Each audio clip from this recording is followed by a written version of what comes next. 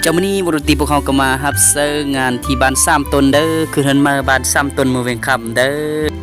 มาเบิ่งสมาชิกของวงหัวหน้าวงก็ยิ้มเป้อยิ้มเปยแฟนเพิ่นบ่มาเด้อมื้อนี้ อันนี้ก็นักร้องประจำวงเนาะเจ้าของร้านตัดผมเพชรไอเดียเดี๋ยวนี้แม่นเพ้อวะโอ้ยกินหมดมือหมดเว้นบ่ฮู้อิ่มจักเทื่อเจ้าภาพสิร้อนเลี้ยงบ่นักร้องประจำวงเฮานี่หยอบสมนี่ความดื้อความหลังก็บ่นี่นั่นของฮักของห่วงอย่าแตะเพิ่นว่าแตะใครนักร้องนั่นอีกแล้วโอ้ยซั่น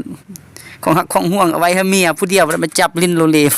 มาปิดท้ายกับบรรยากาศเด็กน้อยเนาะเพิ่นขอเพลงเต้นเพิ่นว่า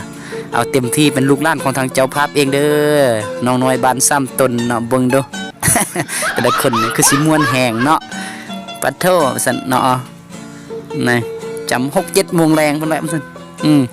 เมื่อฮอดเฮือนนี่คุ้มค่าเพิ่นว่าเจ้าไทยนี่ก็ขอขอบใจเจ้าภาพเจ้าของเงินมาที่เอิ้นใส่เอิ้นหาบรุตีบ่าวมี VK ของพวกเฮาเนาะขอบใจหลายๆอยู่ดีมีแหงร่ำรวยแล้วขอบใจที่นึงมายัง FC จะเอาเจ้าของเงินทิปมาไล่น้ำใจเล็กๆน้อยๆไว้ให้บรุตีพวกเฮาเนาะขอขอบใจมานะพบกันมาเด้อ